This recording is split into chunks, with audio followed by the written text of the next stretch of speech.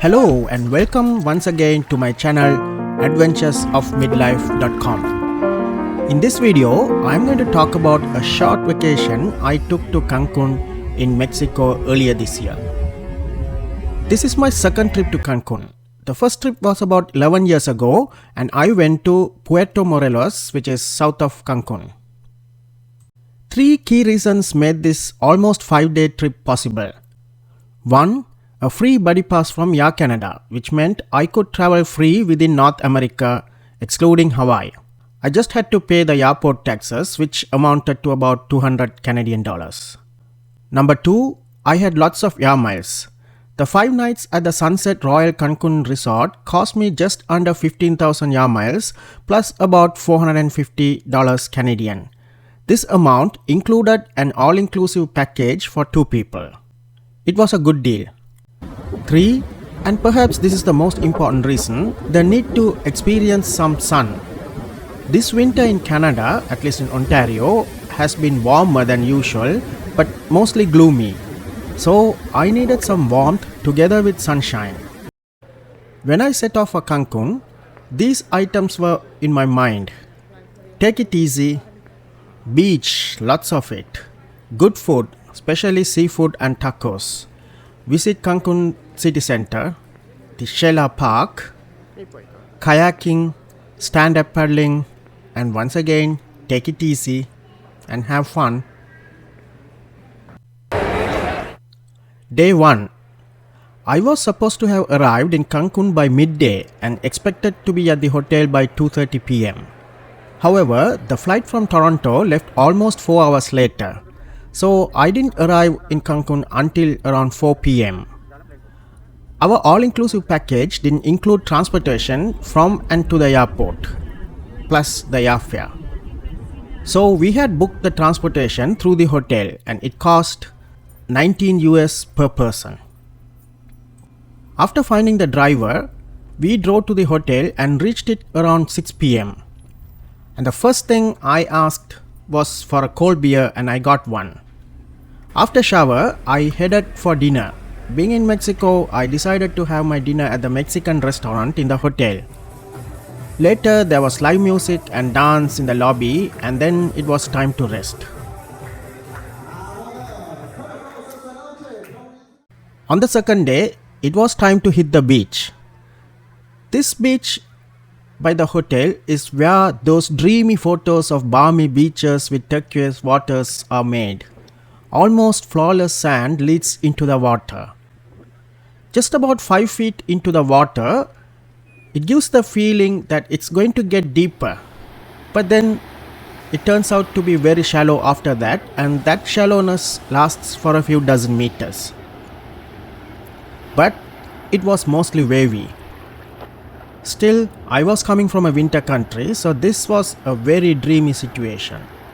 I spent some time enjoying dips and facing the waves.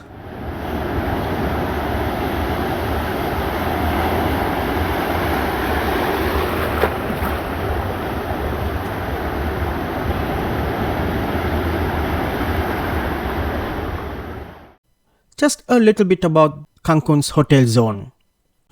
Cancun's main tourist area is called the Hotel Zone or the Boulevard Kukulkan.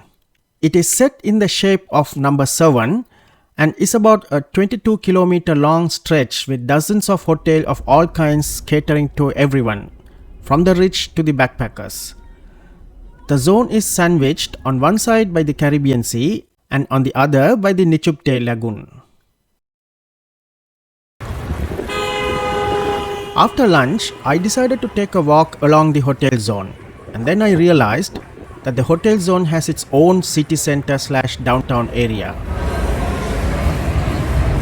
I walked late afternoon and it was getting crowded. The restaurants were getting filled up and I knew that as time passed by, the partying in Cancun will begin.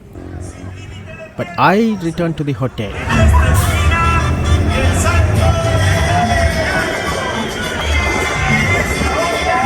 Say, everybody clap your hands, clap, clap, clap. The next day, which was day 3, it was time to explore Cancun city's center or downtown. I was particularly interested in exploring the famous Mercado 28 or Market 28. Now, I did not have any internet package in Cancun, so was dependent on the hotel's Wi-Fi. But I had downloaded Google's offline maps, and one of the hotel employees had also given me a rough sketch of where to look for the Market 28. So, armed with the offline maps and the sketch, I set out to Cancun city center. Cancun has a very good public transit system, particularly the buses. So I decided to take the bus instead of taking a cab. I knew that the number R2 would take me to the market. And sure enough, the bus stopped right at the market itself. And as soon as the bus stopped, a few employees from the market greeted us. But I knew that the market was more than the first building, where stuff was supposedly even more expensive than in other places in touristy Cancun. So I decided to skip going into the building and instead walked along the side wall, crossed the road and then entered the main market. It was like a labyrinth with narrow alleys stacked with stores selling everything from souvenirs and clothes to leather goods and even tequila. The Market 28 reminded me of the souks I had visited in Oman, Dubai, Qatar and Turkey.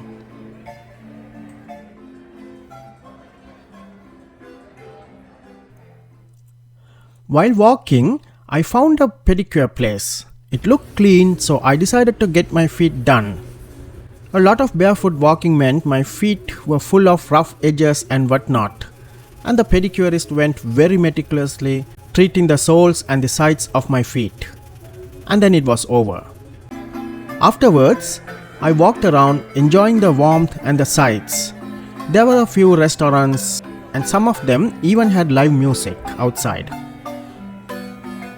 I had initially wanted to enjoy some tacos, but the appearance of lobster in some of the restaurant menus made me salivate. I just love lobsters. Outside one of the restaurants, the salesperson was pitching me lobsters and more. He was very friendly and persistent, so I decided to reward him. I ordered grilled octopus for appetizer and then lobster on red chili sauce for mains. There were children and adults who came about selling souvenirs and other stuff.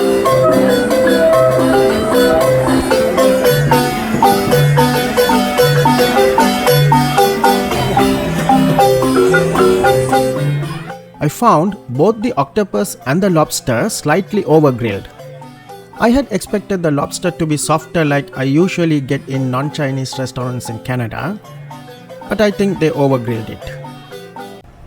Afterwards, I used my offline maps and some help from locals to find my way to the bus station to get to the hotel.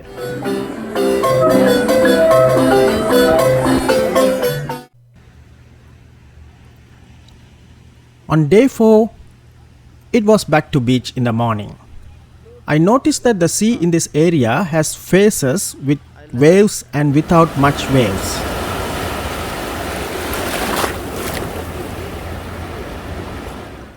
Either way, it was enjoyable with the water not being too cold. So there was no point in staying in the beach all the time and I needed some activity. After all, eating so much and drinking, one has to spend the calories as well. And I found a 2-hour kayaking trip within the hotel zone. The trip was being run by Go Kayak Cancun and its owner Andres said the almost windless sunny day was a perfect day for kayaking.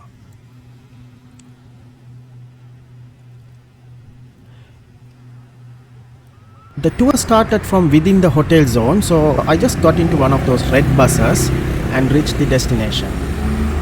After a brief safety instruction on how to handle the kayak, we started off just past 4 with 2 other kayakers. Initially, we paddled along the shallow waters of the lagoon. Andres told us that this was our training.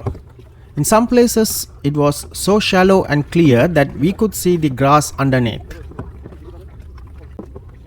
But the shallow section would not remain with us as it got deeper and a number of leisure boats passed by, and I had to maneuver the kayak carefully so that it would not tip.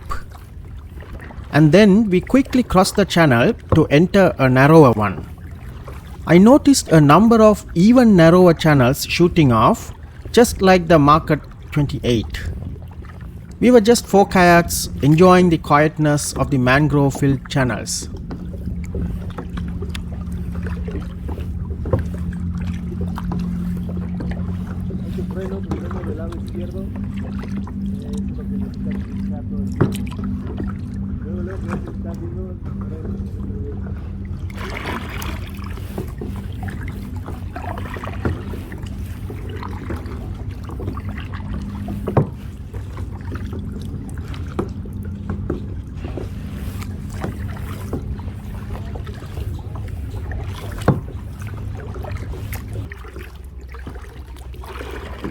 And then we entered the narrowest of the channels. I had to try hard not to hit the mangrove trees, but paddling was a challenge as the paddles hit the low branches often.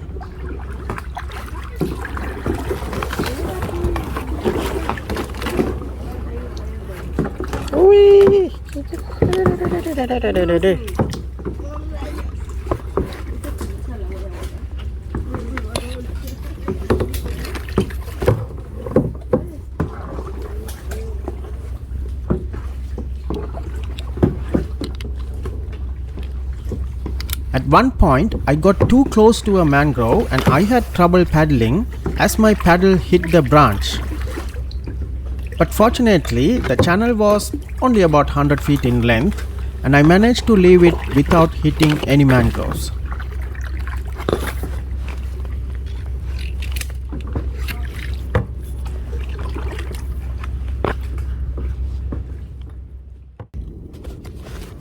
After we entered a wider channel again, we kayaked closer to the mangroves and Andres stopped at times to show us starfish and stingrays tethered to the grass or just lying on the floor in the clear water. By now, it was closer to 6 o'clock and the wind was picking up as we got closer to the shore. And it was somewhat rough paddling as we reached the mini marina and said goodbye to Andres. It was almost 2 hours of paddling and I was surprised that I could handle it, even though I was worried about my back because I had to sit in that narrow space for 2 hours.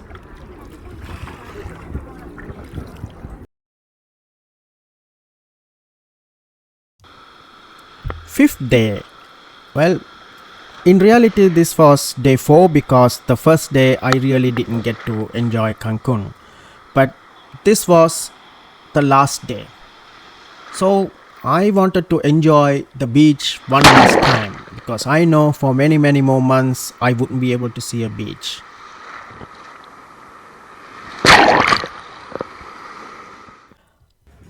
I also enjoyed the pool. And after lunch, I decided to take the small water taxi. Now our hotel, the Sunset Royal Cancun Resort, has a number of sister properties and one of them is Sunset Marina Beach Resort, which is kind of on the other side of number 7 but still within the lagoon. And there is a mini water taxi service connecting both. It runs about every 10 minutes. And along the way, the captain showed us iguanas and even a lazy crocodile perched on a concrete slab by the shore. After just walking around the Sunset Marina Beach Resort, which is a much smaller resort, I felt it was time to leave. I went to the bamboo spa and it had a very clean and professional vibe to it. I was taken to a room and again the room, the bed, linen, everything was very clean. I had chosen a full body massage and what followed was a full hour of bliss as the masseuse kneaded and massaged my body part by part and it felt so good. And it was a fitting end to a short but memorable trip to Cancun. Day 6 was time to leave sunny Cancun to cold Canada. Some final comments. Cancun is a safe place, at least the hotel zone and the Market 28 area. I also walked from the market area to the bus station, which is about half a kilometer, and I didn't feel threatened in any way. The people are nice and I never had trouble getting help. Of course, the hawkers jack up prices, and even when the final price is settled after negotiation, I knew it was way too much, but the salespeople also had to leave. Besides, I liked the fact that the salespeople were not too aggressive. I have also read comments about tourists being stalked by timeshare people everywhere, right from the airport, and also by taxi drivers. My experience was different. Inside the airport, only one person asked me whether I have arranged transportation to the hotel, and I knew he was from a timeshare. I just ignored him, and that was it. Outside the entrance of the airport, the taxi drivers clamored for my business, but they were kept in line and I didn't feel threatened. The Sunset Royal Cancun Resort itself is part of some timeshare arrangement, and in the hotel, they did try their best to offer me incentives to partake in one of their quote-unquote presentations, but when I declined, they accepted it. As you can see from my initial list of what I wanted to do, I did not get to do everything I had planned. In particular, the Shelha resort looked like a full day experience, and considering that I had only 4 full days in Cancun, I did not want to spend that much time just in one place. But whatever I did, it was great and I had a good time. Well, that's it for now for this episode of adventuresofmidlife.com. I hope you enjoyed my video of the experience of my short trip to Cancun in Mexico. Till next time, ciao.